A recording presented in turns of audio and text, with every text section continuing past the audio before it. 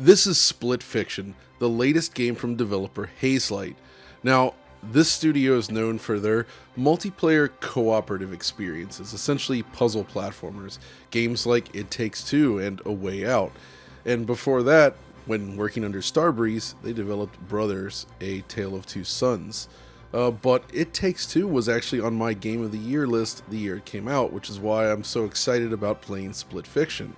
But of course, this is a multiplayer game, so I needed someone to join me to cover it, so I picked someone that has never played any of their games before, Oliver McKenzie. Yes, John. I really enjoyed actually playing Split Fiction with you. It was quite a fun game.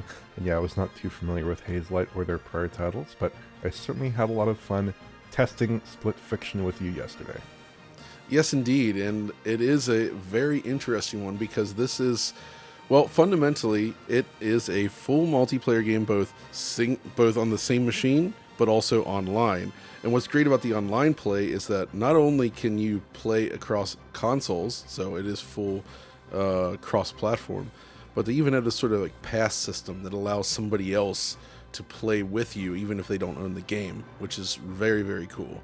But today I wanted to talk about the various technical aspects of this game, and also the game itself at the end, because frankly, this is a very, very polished experience to the degree that we don't necessarily always see these days, and I kind of wanted to celebrate that. Furthermore, it allows a very cool opportunity. Due to the way the gameplay works, we're able to synchronize two versions of the game perfectly, like this basically. So on the left here, you're looking at PS5, on the right, Xbox Series X. Since the game is already split screen, it feels even more natural that we're comparing them this way. So yeah, cool stuff. Yeah. I mean, technically, just like my general impressions of this title, broadly speaking, not speaking to any particular platform, but I was playing on Series X primarily, is that like it is an Unreal Engine game. They talk about UE5, but I don't really think there's any strong visual signs of UE5. No. Like, I don't think there's any use of metahuman or lumen or nanite, but I also don't think there's any real need for that because, you know, the characters look good and animate effectively, and the lighting looks quite good, I think, as well. That they appear to be using some big GI solution, which works pretty well. A lot of the environments are on the smaller side as well there, so it's like they don't really need like this gigantic systemic lighting system for their open world game. What they have here works perfectly well, I think. There's also not really, looking through my footage, there's not really any asset pop-in. I'm not sure what kind of LOD system they have or don't have there, but the environments, even in like really busy and fast sequences, there's no real like super visible LOD pop-in that would be super obnoxious, and everything is still pretty detailed. I'd also note that it's like an 85 gigabyte game, which I thought was quite large for a game of this potential scope here, so they seem to have put a lot of data into those assets at least. In terms of keeping the quality up. But I think in general, and I think you'll probably have something to say on this, but I think in general, one of the areas where this game really excels is just in image quality and performance, because this is basically a more or less flawless game on consoles in those respects.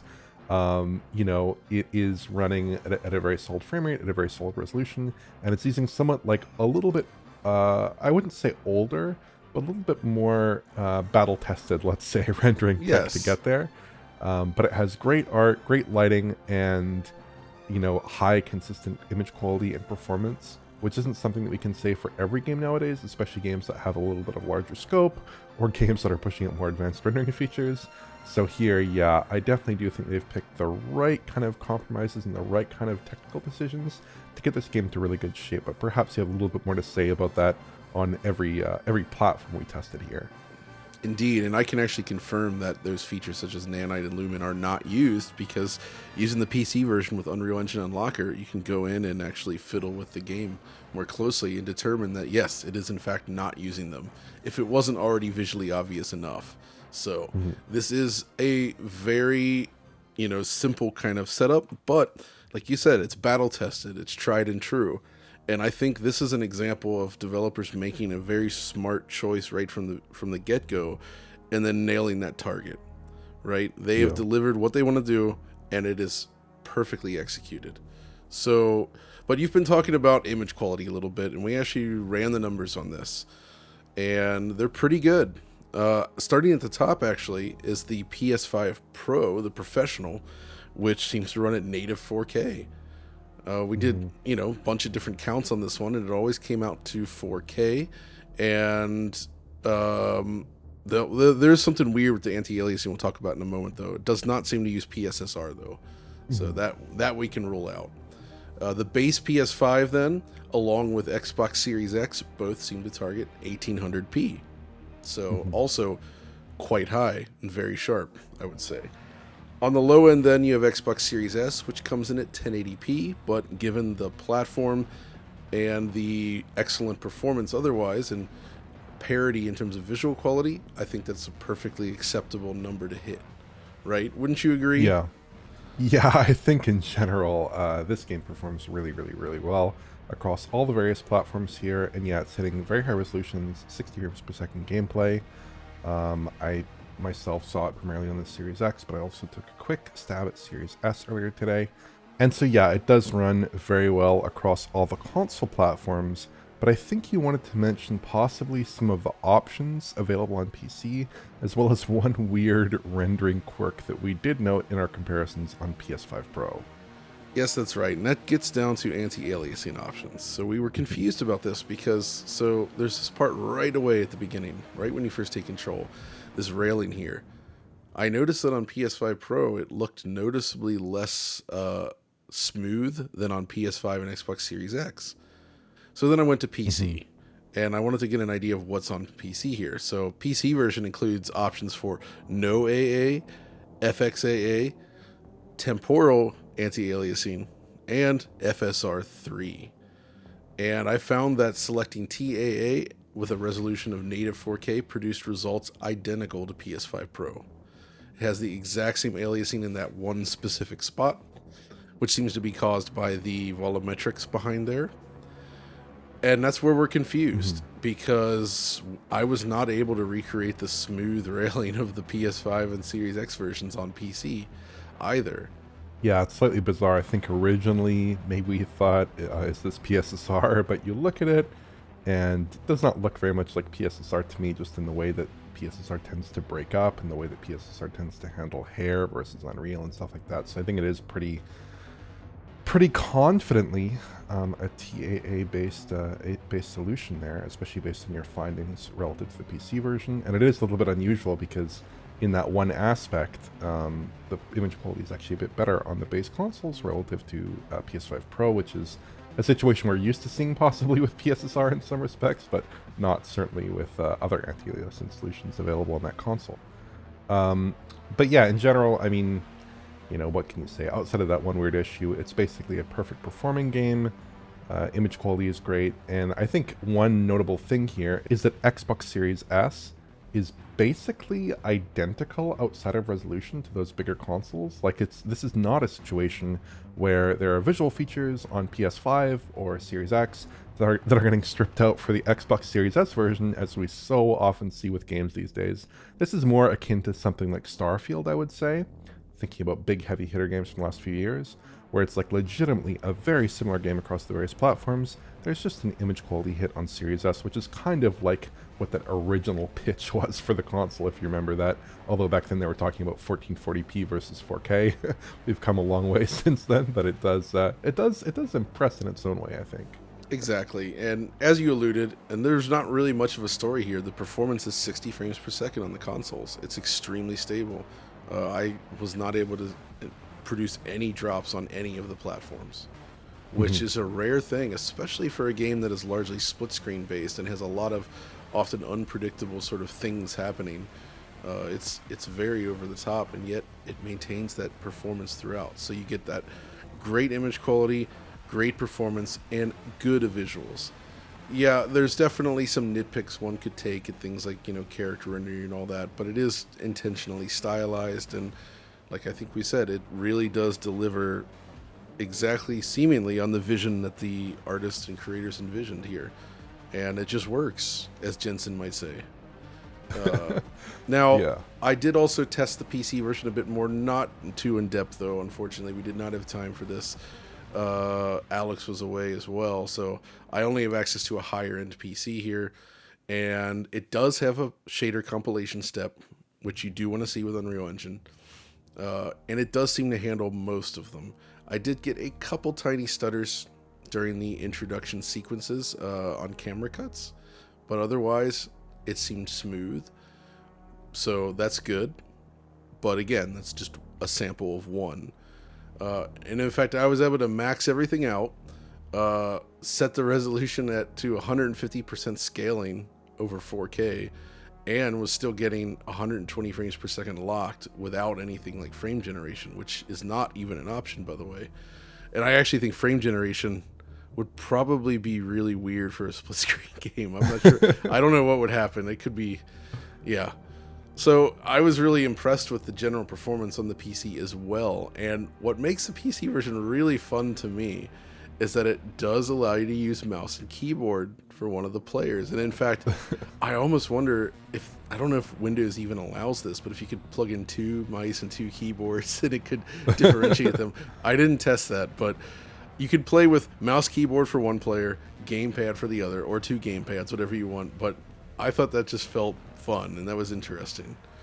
So yeah, basically the takeaway here then, and this is so different from some of the recent games we looked at, there's really just nothing to complain about here. This is a gosh darn great video game that just looks awesome, and it plays great, and it runs smoothly, and best of all, it is just like the prior ones, just full of crazy experiences and really, really creative set pieces. And for the video, I've limited to just the first hour, basically, because I don't want to spoil anything, but I have played further with my son on the side, and it's awesome. It's such a fun thing. These guys really know how to do it. Like I feel like for when I was playing with you, Oliver, just like that section where you're in sort of like the, I guess, futuristic highway scene, jumping from vehicle to vehicle, and you're sort of puzzling your way through it and like moving stuff around. Sometimes you're driving, sometimes you're pulling cranes, swinging off things, you're on different surfaces. It just keeps the creativity coming, which is something that was also true of their prior works. Yeah, that was a really cool and really inventive sequence. But I just wanted to say, in terms of the visuals too, one thing that I really, really liked here that I think a lot of players will connect with is the fact that it is indeed half fantasy and half sci-fi. The basic premise here is that you have a science fiction author and a fantasy author, and they kind of gallivant around these various worlds inspired by their own fiction, it seems here. And so you get that like nice, interesting mix of shaders and materials that are used in each half of that kind of concept that look quite different. So, you know, in the sci-fi areas, you get very glossy materials, lots of specular, metallic surfaces, plastics, stuff like that. Fantasy areas, more like dirt, stone, wood, matte surfaces, sand, things like this. So they look different, but they're still stylistically, I think, part of the same whole, clearly. Like, they clearly fit in the same game, but they also look different enough that when you actually go through the stages, you're never going to mistake a world of Mios, which is one of the characters, for a world of Zoes, which is another one of the characters. And I also think it's cool, like they do some very clever color theming, because Mio's abilities and her icons, areas that she can interact with, areas that are predominantly her concern, are always tinted purple, whereas with Zoe, they're always tinted greens. That gives you a little bit of something visually to read, because the game is actually quite busy, I found, with that like 8:9 aspect ratio, lots of stuff going on. It's helpful to have that color coding to just help you with the gameplay and help you kind of carry across that visual style a little bit as well. Exactly. And in addition to the fantasy sci-fi twist, they're going through different stories that these authors have come up with. So even within, say, the fantasy world, there's variable styles there, right? Like there's that initial sort of like old-timey medieval style village with the trolls taking over, but then a couple stages later you're in sort of a sandy desert area where you're trying to you're using contraptions that come straight out of Dune to attract the equivalent tiny sandworm so that the other can scramble across. I mean, it's cool, and there's just a ton of variety there, and if it continues in the direction that I think it will based on their prior games, there's just going to be so many insane mechanics that just show up and all over the place. Like there's this one part in It Takes Two, for instance, where you had to fly this plane through this jungle, but on the top was the other player on the wing, and it brings up life gauges like a fighting game, and you're playing like a 2D fighting game while fighting off enemies while the other's piloting this plane, right? And it's just stuff like that just comes out of nowhere, and it's so fun. And that's if you felt burnt out by some games, and you've got this like AAA, it's getting sort of it's just all samey, it's all the same, it's all open worlds and stuff, and you have another person to play with, seriously, you've got to play these games. These guys are just awesome. They're doing some of the best work out there. Yeah, this was my first time with a kind of Hazelight title, but I found this game really, really fun. Like, one thing I really noted here is you're always getting new stuff thrown at you, like every stage. Exactly. Has new mechanics. It's kind of like a roller coaster ride. You're just always getting new quick stuff, and you're going through crazy sequences. Like John mentioned, that kind of troll escape sequence with tons of trolls and this camera that's now merged right between the two players. So you end up with like this really exciting sequence, and that's certainly very compelling. Lots of interesting puzzles, lots of platforming sequences, although the platforming is more in like that Uncharted style, where you're kind of going from kind of climbing hold to climbing hold, or from surface to surface, and a little bit less. I mean, there is some platforming that's more freeform, but there's also some that's a little bit more scripted in that way, which I think is fine. And yeah, in general, it's like a very propulsive game. Obviously, the fact that you get this more limited scope in which to view the game does maybe constrain the possibilities for like really horizontal gameplay. But they've built the game to really suit that. They've clearly built the game around that 8x9 effectively camera view for each player. So I think, yeah, I was really, really impressed by this title. I don't know if you have any more thoughts on it, John, but I really enjoyed my time with the game. And then, like you said, I'm sure it gets even more crazy as you go on. Although what we saw was pretty exciting already, I would have to say. I would agree.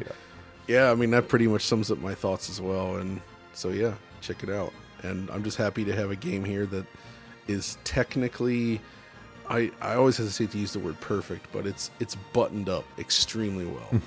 So it does what it says on the tin. Absolutely.